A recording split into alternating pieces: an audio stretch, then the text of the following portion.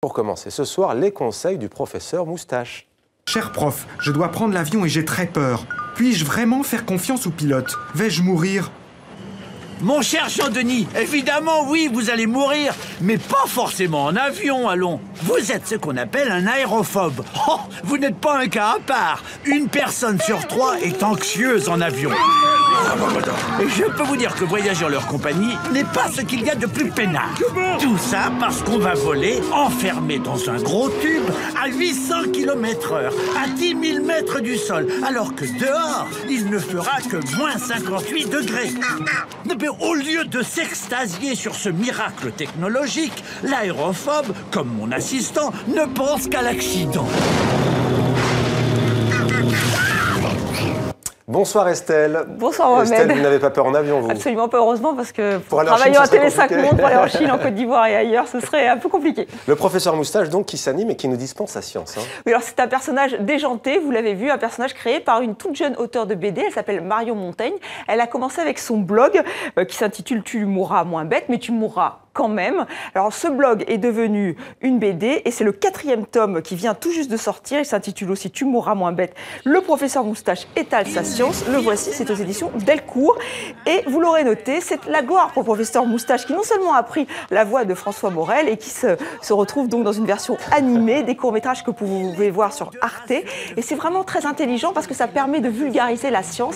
Parce que Marion Montaigne, elle n'est pas scientifique, mais elle est vraiment extrêmement pointilleuse. Elle a une démarche journalistique. Elle va à la rencontre des scientifiques dans leur labo. Au début, ils étaient un peu surpris, plus maintenant. Alors voilà, si vous pensiez que la science était barbant, eh bien non, c'est moustachu. Et un sujet maintenant, Estelle, qui passionnera sans doute Marion Montaigne et son professeur Moustache. Oui, si je vous dis naturaliste, 19e siècle, britannique, je sais que vous avez deviné. Vous aussi qui nous regardez, je suis sûre que vous avez deviné. Ou peut-être que vous cherchez ce nom, tout de suite, la réponse. Ceci n'est pas un arbre. C'est un schéma, un diagramme. C'est l'illustration d'une loi que Darwin commente avec précision dans son texte. Il met en évidence les principes de variation, de filiation, de divergence, d'extinction. Bref, en une seule image, il décrit le principe de descendance avec modification des espèces. Darwin et les espèces, le diagramme de Darwin, Estelle, c'est simple, mais encore faut-il l'expliquer.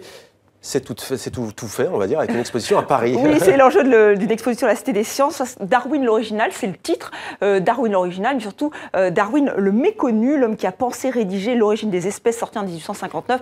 Oui, vous connaissez certainement son nom et vous avez peut-être une idée plus ou moins floue de sa vision de l'homme qui a été révolutionnaire à l'époque. Il est tout autant aujourd'hui, une révolution darwinienne parfois mal comprise ou dévoyée. Et c'est pour cette raison qu'il faut aller voir cette exposition à la Cité des Sciences à Paris.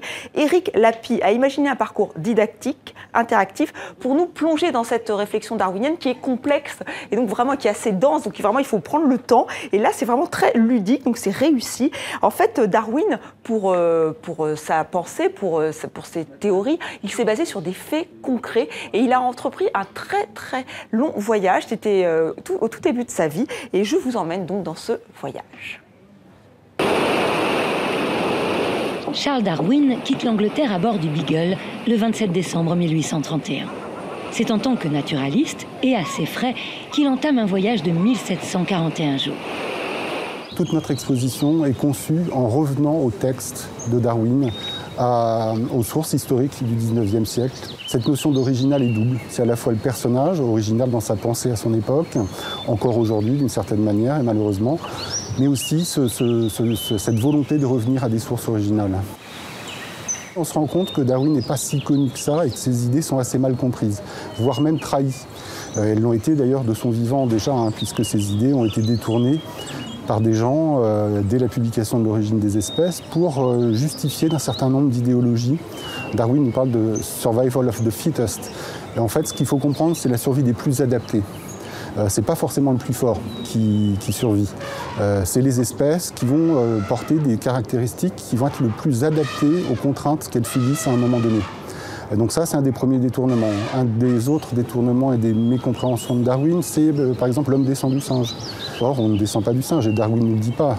D'ailleurs, les singes, ils sont encore nos contemporains, ce n'est pas des ancêtres.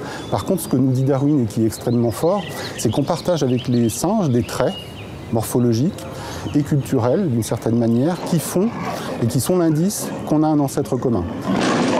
l'homme a une place dans le vivant qui n'est pas au-dessus des autres espèces vivantes. Et ça, c'est une des idées très fortes sur laquelle on insiste fortement dans l'exposition également.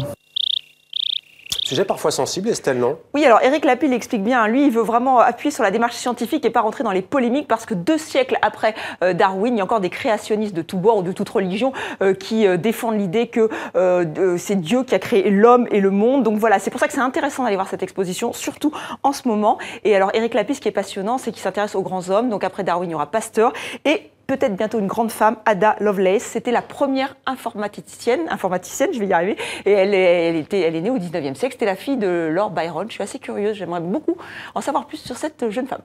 C'était Demander le programme. Merci Estelle pour cette chronique.